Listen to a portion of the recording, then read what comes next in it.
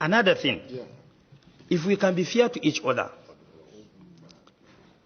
national ID card, if you can close this door now, including the military men, the honorable members of the press, and staff of this National Assembly, if you ask them to bring out their national ID card, I don't think you can have more than 50% of people that can pass through this door. The truth of the matter is, it has not been provided to all Nigerians. As I'm talking to you now, and I want you to talk to the theater in Borno, by 6 a.m., if you go to National ID card office in Maiduguri, you have more than 2,000 people, without fear of any contradiction, queuing up. Among them, you have Chadians, you have people from Niger Republic, you have people from Cameroon Republic. They are queuing up. And one of the requirements for you to get the national ID card is for you to just have access to indigenization letter from any of the local government, which is very porous. Everybody can go and obtain indigenous letter for a local government and acquire national ID card. Another thing, which is so pathetic, the content of the national ID card contains expiry date. It has never been in the history of mankind where a national identification item is content expiry date. So if at all my card now is expired, this shows I'm not holding one. So sir, I'm just trying for, just as a matter of emphasis, what is happening, let me just round up. And lastly, with regards to the issue of persons holding means of identification will be allowed by the military men whenever they are conducting maybe cordon and search. To me, I'm a barrack boy. My father is a retired military officer.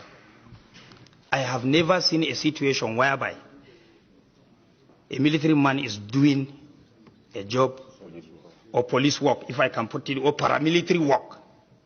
I've never seen it in my life.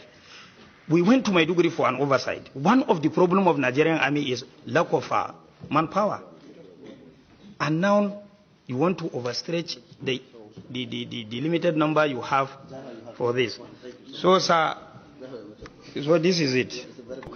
The Nigerian state is in a war situation, and whether I would like it or not, even though the Constitution has not been suspended, we are doing everything in line with the Constitution, because the Constitution empowers the Nigerian army to come in aid of other security agencies when the need arises, and to conduct such other functions as may be approved by the National Assembly.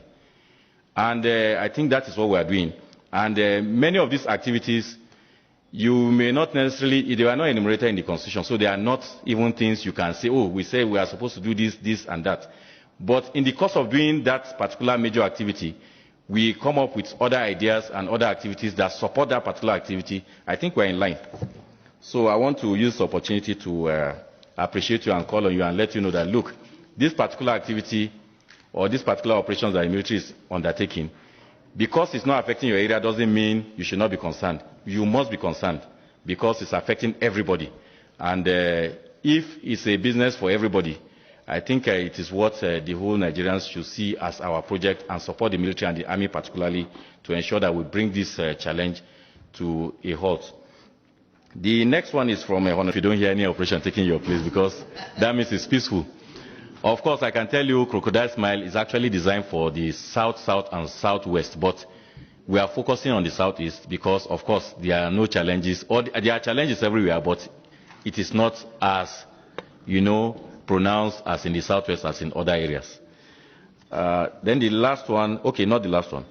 I want to commend Honorable Pella for this particular vote of confidence. Thank you so much, sir. You actually said that if the military is coming up with new ideas and innovations in a bid to improve on the security situation within the country, we should be supported. And I want to call on other distinguished members to toe his line and, of course, speak to their constituents to understand what we are doing It's not out of the ordinary, as I said. I've tried to explain as much as possible. There are not going to see any increased number of troops on the road, or you are not going to have additional checkpoints and roadblocks. You are not going to see any different activity which you are already seeing now. But it's just a noble idea in a bid to arrest some of these criminals that may be relocating from one particular part of the country to other parts. So also you cited the aspect of awareness and sensitization that we need to do more. I agree with you that yes, of course, anything the army is doing or the military is doing, sometimes people read a whole lot of meanings into it, and we will take this back and ensure that we create more awareness. Right now in Enugu, there is a